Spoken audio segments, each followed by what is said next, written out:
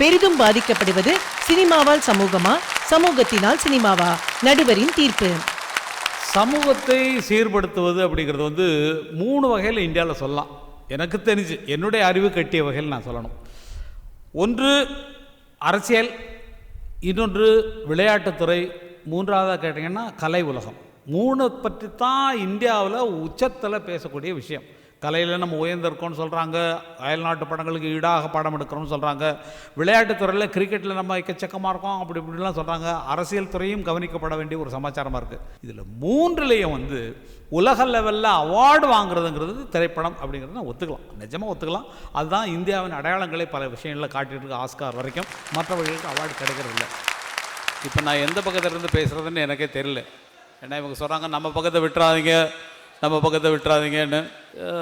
இவங்க சொன்னாங்க பொழுதுபோக்காக எடுத்துக்கொள்வது ஒரு காலகட்டங்களில் இருந்தது. திரைப்படங்களை பார்ப்பது ஒரு ஆறுதலுக்கு, வரலாம் ஃபேமிலியோடு போகலாம், ஜாலியாக இருக்கலாம், காதலிக்கு நேரமில்லை, எங்க வீட்டு பிள்ளை, இந்த மாதிரி பல திரைப்படங்களை குடும்பத்தோடு போய் பார்த்த காலங்கள் உண்டு.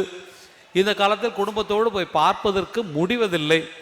ஏன்னா பொருளாதார ரீதியாகவும் எல்லாவற்றிலும் பாதிக்கப்பட்டிருக்கிற காரணத்தால் விசிடி எப்போ வரும், இல்லை கேபிள் டிவியில் எப்போ போடுவாங்க என்று ஏமாற்றங்களை சந்தித்து கொண்டிருக்கின்ற திரைப்பட தயாரிப்பாளர்கள், அதாவது சென்ற வருடம் வெளியான படங்களில் அதிக நாட்கள் ஓடிய படம் ரொம்ப குறைவு. 100 படத்தில் 20 படம் கூட ஜெயிக்கலை. எல்லாம் யதார்த்தமாக எடுக்கப்பட்ட படங்கள். நீங்கள் பார்த்தீங்கன்னு சொன்னால் ஒரு கிராமத்தை பெரிய ஹீரோவை நம்பியோ ஹீரோயினை நம்பியோ பெரிய இசையமைப்பாளர்கள் நம்பியோ எடுக்கப்பட்ட படம் அல்ல. ஏன்னா இதிகாச படங்கள், புராண படங்கள், சரித்திர படங்களை விட்டுட்டு சமூக படங்கள், சொன்ன மாதிரி பராசக்தி போன்ற படங்கள் வந்ததற்கு பின்னால் தான் நமது வாழ்க்கையை நம்ம திரும்பி பார்க்க ஆரம்பித்தோம். இந்த நேரத்தில் நான் சகோதரர்களுக்கு சொல்லிக்கொண்டு நான் விரும்புகிறேன், இந்த நேரத்தில் நாங்கள் சினிமாவில் கொஞ்சம் ஒதுங்கி இருக்கிறது ரொம்ப நல்லபடியாக எனக்கு தோணுது. நிஜமாக சொல்கிறேன், நிஜமாக. ஏன்னா இது நான் கொஞ்சம் வெளிப்படையாக பேசியே பழக்கப்பட்டவனுங்கிறது உங்கள் எல்லாருக்குமே தெரியும். நிஜமாகவே இப்போ இவங்க குற்றம் சாட்டின அத்தனை படங்களுமே நிஜமாக நாங்கள் விலகி நின்று சொல்வதாக இருந்தால், சில படங்கள் எங்களுக்கு மனசுக்குள்ள நிம்மதி தரும். ஒரு நல்ல கேரக்டர் நடித்தோம், ஒரு நல்ல பாட்டு எழுதணும், விளையாடு மங்காத்தான்னு ஒரு விளையாட்டாக ஒரு சாங்கு, மனதினை விளக்கிவை, நினைவினை துவைத்துவை, கனவினை ஜெயிக்கவை, கவனத்தை தொழிலில் வைத்து வாடான்னு சொல்லி எழுதக்கூடியதெல்லாம் அப்படி பாசி கிளவுட்ஸ் மாதிரி போயிடுச்சு. விளையாடு மங்காத்தா அதுதான் அவங்களுக்கு தெரியுது. அதுக்குள்ளே எழுதப்பட்ட இன்னும் கொடுக்கப்பட்ட விஷயங்கள் போய் சேர்வதில்லை. அந்த மாதிரி குறைகள் எங்களுக்கு நிறைய உண்டு. இளையராஜாவை பொறுத்த வரைக்கும் எடுத்தீங்கன்னா இன்னைக்கு வரைக்கும் நல்ல மியூசிக் தான் பண்ணிக்கிட்டு இருக்கிறார். நமது பண்பாட்டு கலாச்சாரம் மிக்க இசைகளை நீங்கள் காப்பாற்ற வேண்டும் சொன்னீங்களே, நாங்கள் காப்பாற்றுறதுக்கு ரெடி. நல்ல எழுத்தாளர்கள் எழுதி நல்ல சிச்சுவேஷன்ஸ் தர்றதுக்கு படங்கள் கதைகள் இல்லாமல் போன பஞ்சம்.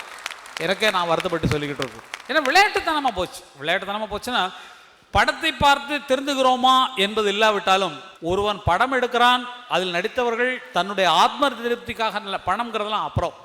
நிஜமாகவே எங்களுக்கு பாப்புலாரிட்டி ரொம்ப முக்கியம். ஏன்னா இவ்வளவு பாப்புலர் இல்லைன்னா கங்கை மரனை கூப்பிட்டுருக்க மாட்டீங்க, இளவரசை கூப்பிட்டுருக்க மாட்டீங்க, தம்பிராமையா கூப்பிட்டுருக்க மாட்டீங்க. பாப்புலரான ஆட்கள் உங்களுக்கு தேவை. நாங்கள் நல்ல காரியம் பண்ணிருக்கோமோ கெட்ட காரியம் பண்ணிருக்கோமோ அது வேறு விஷயம். ஆனால் இந்த வார்த்தைகளை சொல்லுவதற்கு ஒரு பாப்புலாரிட்டி, ஒரு முகம் எங்களுக்கு பாப்புலராக தேவைப்படுகிறது. அது அந்த மூலமாக வந்துவிட்டது. எங்கள் காலத்தில் நாங்கள் படம் எடுக்கும்போது எங்கள் சொந்த காசை போட்டு நாங்கள் படம் எடுத்ததே கிடையாது. கோழி கூவுது என்ற திரைப்படம் எடுத்த காலத்திலிருந்து பூஜை போடுறதான் எங்கள் செலவு. அன்னைக்கே செக்கு நிற்கும். நடராஜன் சாருக்கு தெரியும். எதையோ நம்பி எதையோ எடுக்கிறோம். அந்த நேரத்தில் தோன்றக்கூடிய கதைகளை வச்சு இதில் அர்த்தம் பார்ப்பதோ, இது வாழ்க்கைக்கு பிரயோஜனப்படுகிறதோ, சினிமாவை பார்த்து நமது வாழ்க்கையை அமைத்துக் கொள்கிறோம் என்பதோ ஒரு சில பேருக்கு அந்த தாக்கங்கள் வரும். கரகாட்டக்காரன்லாம் 30 லட்சம் ரூபாய்க்கு எடுத்து அது சம்பாதிச்ச பணம் எவ்வளவு? மொத்தம் 30 லட்சம் ரூபாயில் எடுத்த படம் அது வியாபார ரீதியாக சக்ஸஸ் ஆகி போச்சு. ஆனால் இப்போது இருக்கக்கூடிய ப்ரொடியூசர்லாம் ரொம்ப நெருக்கடியில் இருக்கிறாங்க. கலை சேவை செய்யணுங்கிற ஆசை இல்லை, எதையாவது ஒன்று சொல்லணும், எதையாவது ஒன்று செய்யணும் என்ற வேகத்தோடு தான் இளைஞர்கள்லாம் வர்றாங்க. ஒவ்வொரு இளைஞர்களும் வைத்திருக்கக்கூடிய கதை. ஏன்னா தம்பி சொன்னார், அங்காடி தெருவை பற்றி சொன்னார், எனக்கு பிடிச்ச படம் தான். வழக்கு எண்ணை பற்றி சொன்னார், அதெல்லாம் பிடிச்ச படம் தான். ரியல் வாழ்க்கையை காட்டி மற்றவர்களும் தொடர்ந்து வரலாம் என்பதற்கு எங்களுக்கு அதற்கான சக்ஸஸ் வரணும். அது வெற்றி படமாகுது. இந்த மாதிரி படங்கள் வேண்டும் என்று சொல்லி கேட்டு வருபவர்கள் வந்தால்தான் எங்கள் வியாபாரம் அல்ல, எங்கள் வாழ்க்கை நடப்பதற்கு அதுதான் காரணம். ஒரு 4 படம் அதில் இளையராஜா படம் ஒரு 2 படம் சக்ஸஸ் ஆச்சுன்னா அதுக்கப்புறம் எங்களுக்கு 4 படம் வருது. ஒரு ஹீரோ அவர் வந்து நடிச்சிட்டாங்க, அவங்களுக்கு ஒரு படத்தில் 4 படம் ஃப்ளாப்பாக போனாலும் 2 படத்தில் அவங்க நல்லா நடிச்சிட்டாங்கன்னா பக்கத்தில் இருக்கிற இன்னும் 10 படம் அவங்களை தூக்கி விடுது. அப்போ தனது திறமைகளை வெளிக்காட்டுவதற்கு அதிகமான இடங்கள் அவங்களுக்கு வந்து கொண்டிருக்கிறது.